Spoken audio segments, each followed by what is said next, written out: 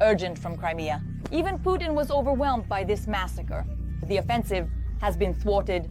Russians are running through the trenches as if on hot coals. Drones find them everywhere.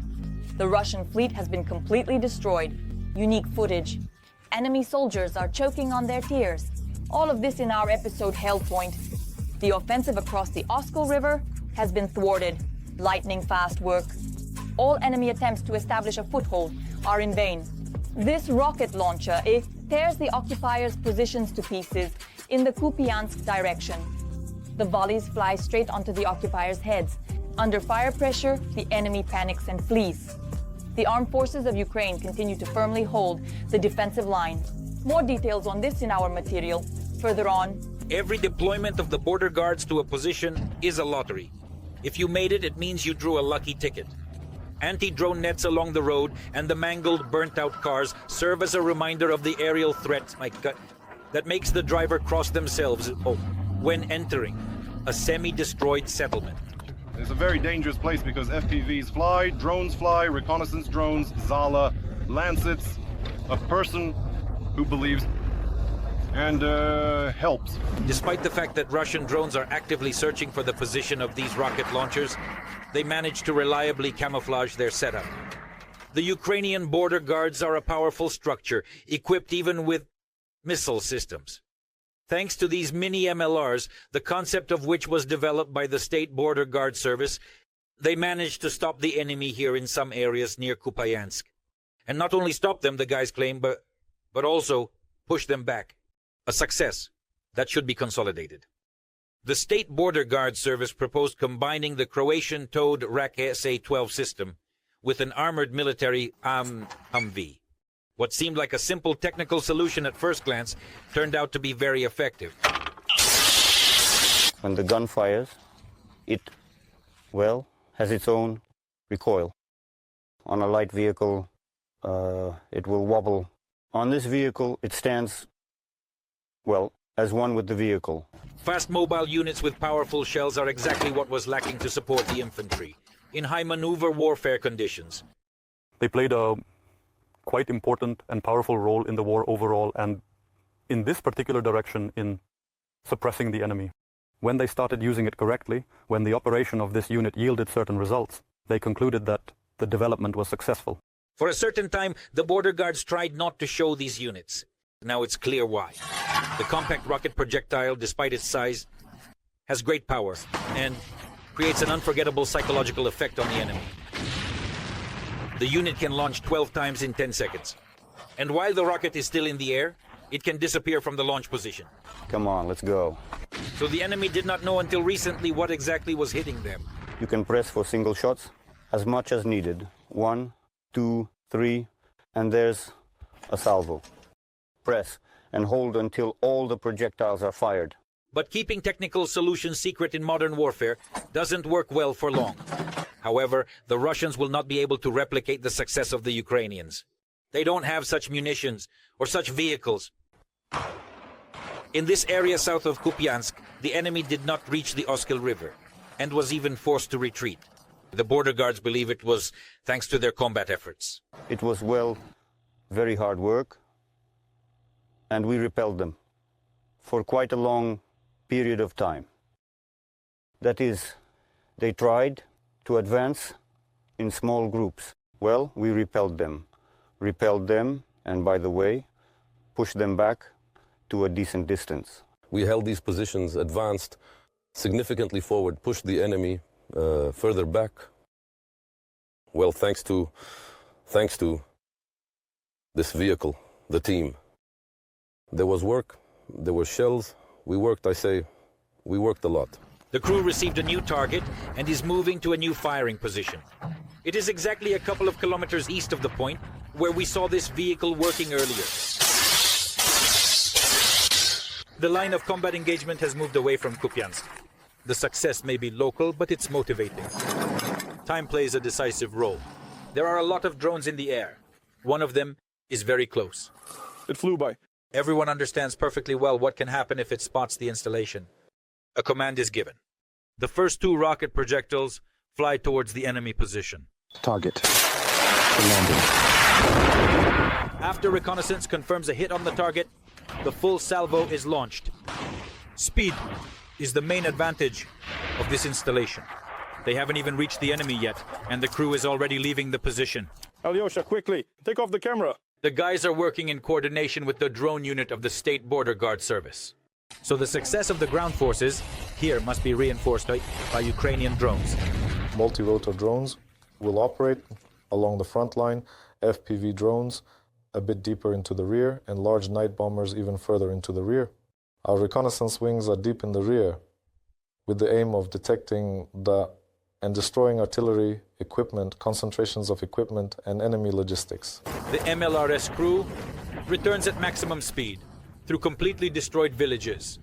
The combat mission was accomplished 100%. Today, military fortune is on the side of our border guards. To maintain success tomorrow, we need to be faster and smarter than the enemy. Only this way can we endure. Drones are taking out Russian soldiers. The tension does not ease for a moment. Precise strikes right on target. These guys are making real history. On their combat account are millions in losses for Putin's army.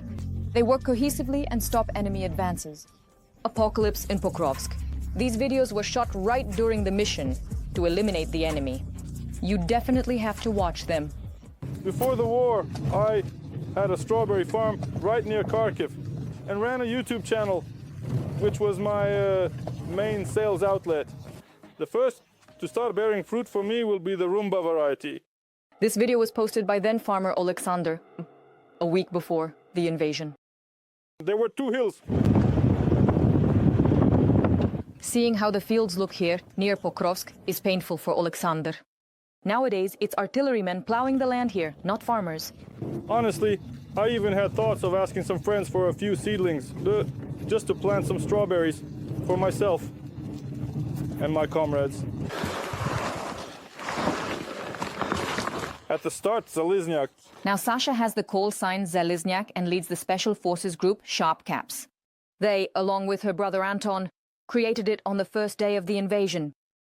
I can't wrap my head around it. A volunteer unit of a few people can cause multi-million-dollar damages to the enemy. Exactly. One of our team's mottos is, we cannot be defeated if we do not give up. We filmed these scenes a year ago when the Russians launched a second offensive on the Kharkiv region.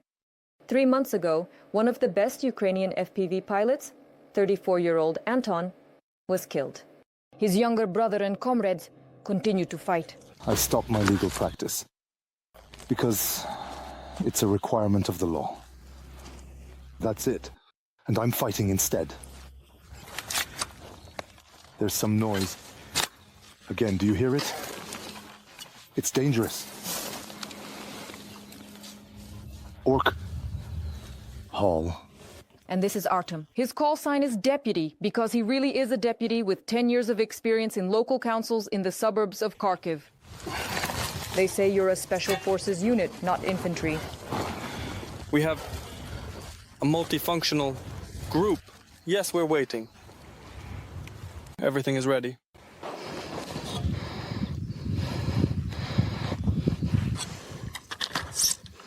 Seri, you're at the start. You can start in 10 seconds. This is the golden rule if we hear something approaching. Every single one of them is a volunteer. Zhora is an engineer and a teacher. His lyceum in Kharkiv was hit several times. Currently, the concentration of FPV drones in the air is very high, and it's not always clear if they're ours or not. And there's such a golden rule. Here, ours. This is FPV. It's in the neighboring grove. You see, that's why such electronic warfare systems save many lives. We are now hearing another assault by Russian aggressors on our positions, which are located on the flank a few kilometers from us. Right now, a small amount of armored vehicles is being used there. Motorcyclists and squads on golf carts are being used. It has already come to small arms battles there. That means the occupier has approached very close to the positions of the Ukrainian defenders. Watch the enemy's movement. Our pilot is recording it. I will try to attack. The enemy is lying neutralized. the casualty 100%. Are these the bullets you showed us? The ones you were just assembling? Yes. In just 5 days of work in this direction, this small unit destroyed 100 in Boromanade and 6 enemy targets. Mostly these are occupiers who will never come to Ukrainian lands again. Partially wounded who will not be fighters for a long time. The commander calculated that eliminating one occupier cost them approximately $330. This is the cost of a Mavic Plus ammunition. Sanya, 5 seconds to start. What this small unit does, consisting of up to a dozen people along with logistical support, is sometimes more interesting than any series. The story of the Sharp Caps founded by 2 brothers. It's both a huge drama and a spectacular action, and at times it seems completely fantastical. The connection is lost. We have a group, there are 5 or 6 people working, yes, in combat, and sometimes in a day we achieve 3% of the results across the entire front line, where a multi-thousand army is operating. And there are days when we achieve 3% of the total result in a single day. Hello, brother. Maria Malevska, Alexander Brinza, Ihor Serebrian. Windows STB, United News. Every voice matters. Join our community, support independent journalism and help us bring you the truth from Ukraine. Become a member of Ukraine Today. Join us now. News. In Crimea, it's a mess. The sea drones are right there, putting on a real show and hitting the occupiers. The enemy's whining can be heard, and not just from the south. The front is bursting at the seams. Powerful weapons are taking down Russian manpower and equipment in no time. Where are Ukrainian forces achieving the greatest successes? We'll find out in just a moment. A hellish night in Crimea, a combined attack by the armed forces of Ukraine covered the peninsula. A night of fire, explosions and panic among the occupiers. On the night of May the 2nd, the armed forces of Ukraine conducted a large-scale combined attack on the temporarily occupied Crimea using strike UAVs, missiles and sea drone missile carriers. The sky over Crimea was lit up by explosions and videos, and messages about unknown objects flying over the peninsula appeared on the occupiers' social media. This time the unknown objects definitely knew where to fly. In the area of the Saki military airfield, a detonation of an ammunition depot was recorded, which was large-scale, prolonged and with a characteristic fireworks display. At the same time, information was received about a strike on the missile brigade's location in Vardiska. It was also intense there, with at least several explosions followed by fires.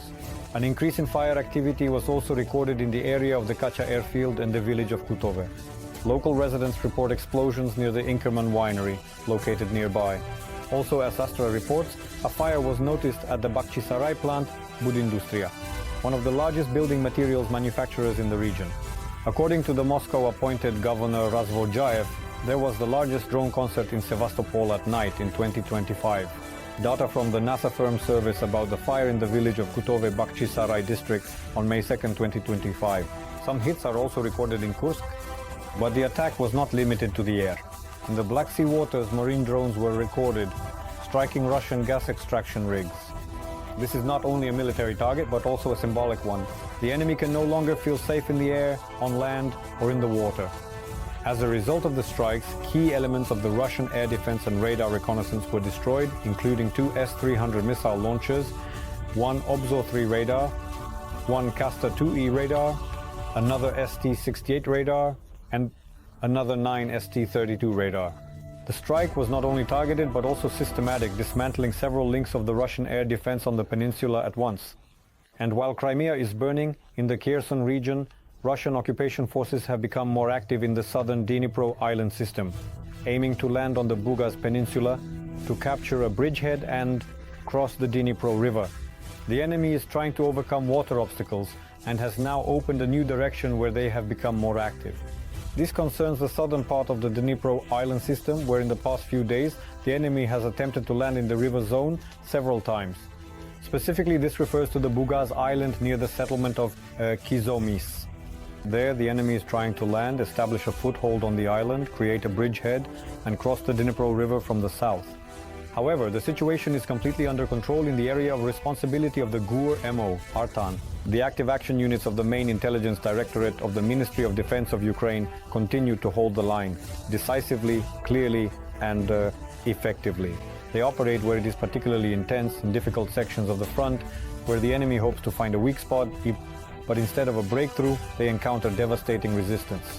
Over the past week, the fighters of Artan inflicted serious losses on the occupiers, destroying and disabling 26 vehicles, 4 armored vehicles, 4 artillery systems, 7 attack drones, 6 communication antennas, 4 electronic warfare and intelligence systems, and over 140 engineering and fortification structures. Each of these strikes is a minus in the enemy's logistics, fire capabilities, and defense. And while the enemy is only trying to adapt, Ukrainian intelligence is already moving forward.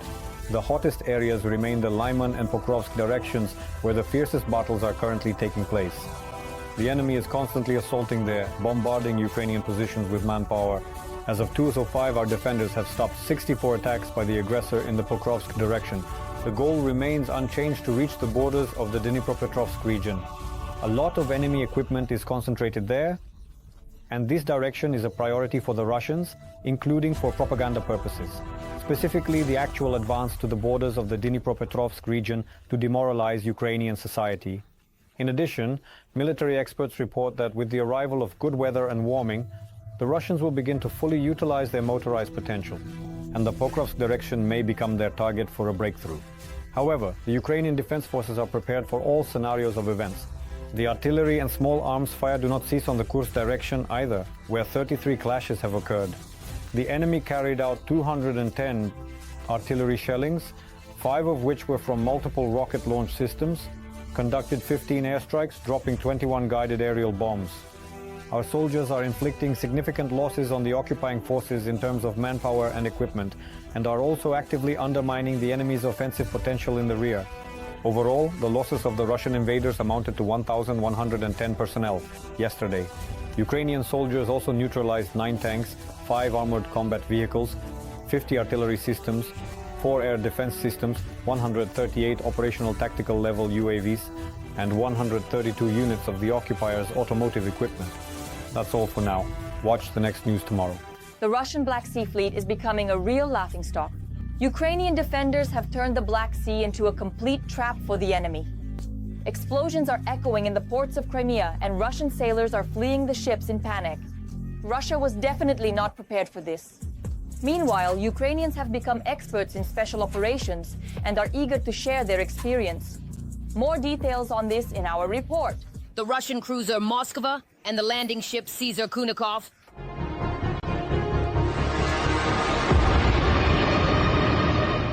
And this is the missile boat Ivanovets.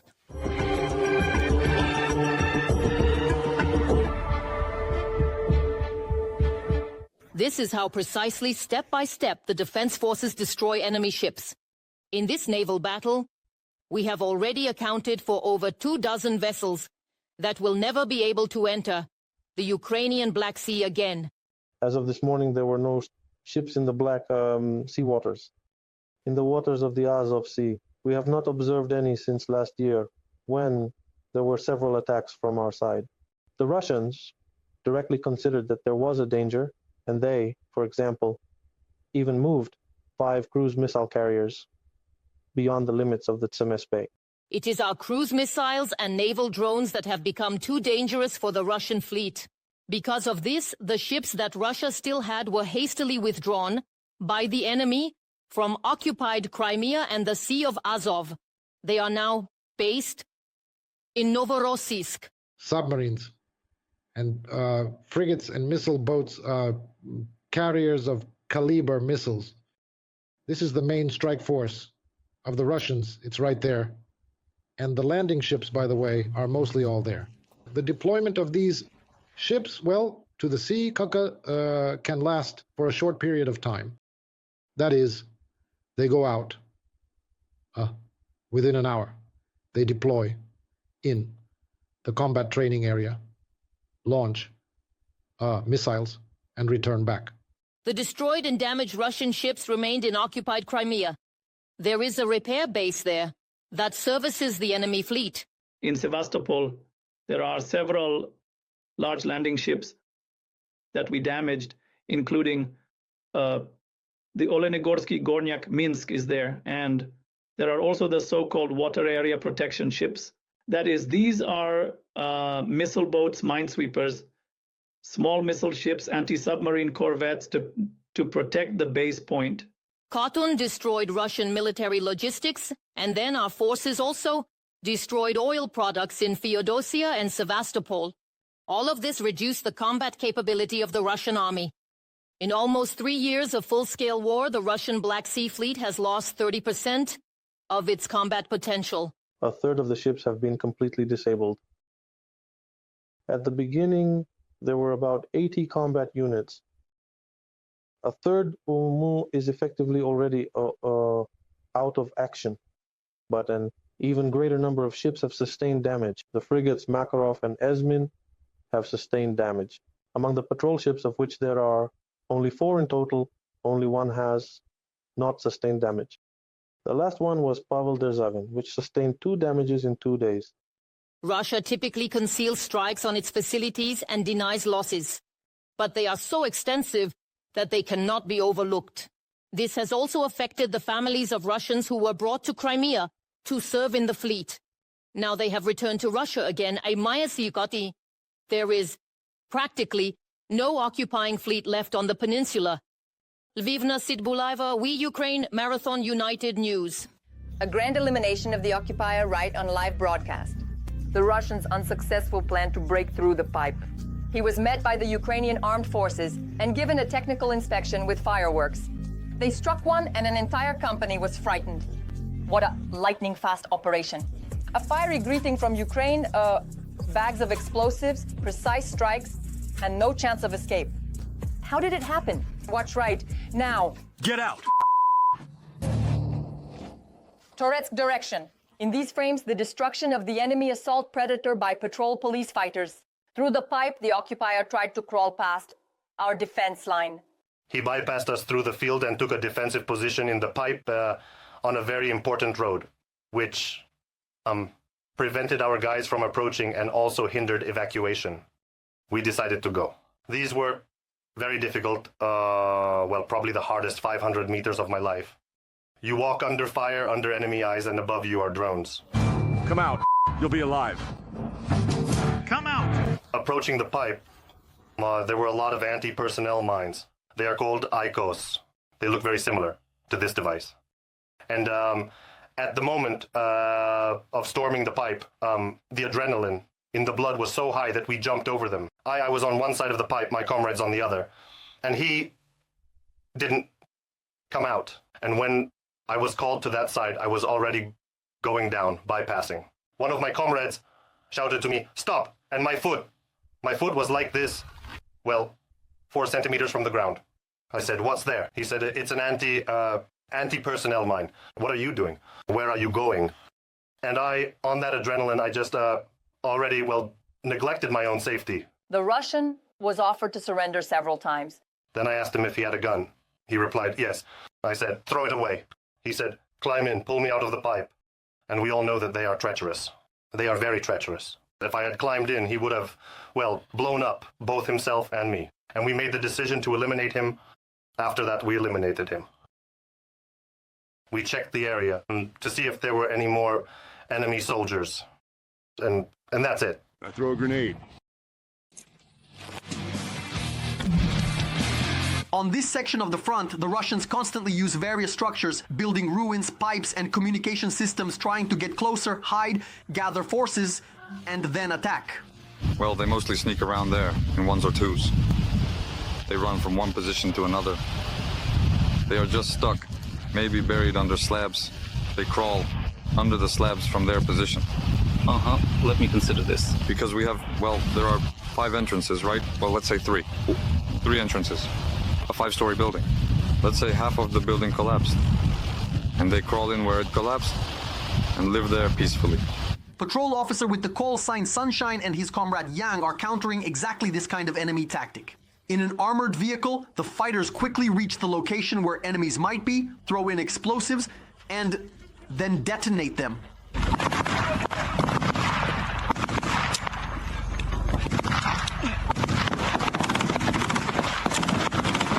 I was with Sunshine in a pair. He is a machine gunner, meaning he provides suppressive fire. If the enemy wants to start shooting from cover, for example, we immediately drive up and begin suppressive fire. So it's safer for us. We need to do it as quickly as possible. I follow him quickly, throwing mines into the pre-planned locations. Everything is planned down to the smallest details. We throw them and immediately retreat. Then, from a distance, we detonate everything. Together with comrades Yang and Sonechko, they destroyed the remains of the House of Culture in Toretsk. The guys say that on their first such outing, their group came under a drone strike. Come on, come on, come on, come on. Drift, drift.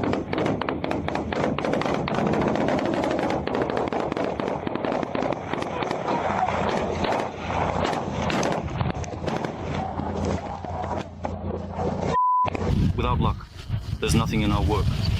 That is, you train, we literally just came back from training. Logistics in the Toretsk direction is a separate issue right now. The abundance of enemy drones has made the process extremely dangerous and difficult and often very complex. Well, the grads were firing from FPV drones themselves. Fiber optic FPV, everything was flying at us, and mortars. The only thing missing was small arms fire, but everything else was coming at us. We circled around, got lost, but we returned, yes. One of such incidents on one wheel was with the Rochelle Senator, a Canadian vehicle that we have in service. And one of those incidents was when we evacuated the guys. Everyone is alive, but not healthy. But they are being treated, they are recovering, everything will be fine. And this is one of those cases where we managed to drive out even on one wheel. That's all from me. I was with you, Darina Hutsakalo. More hellish news from the front in our next release. In the meantime, don't forget to subscribe and like. See you.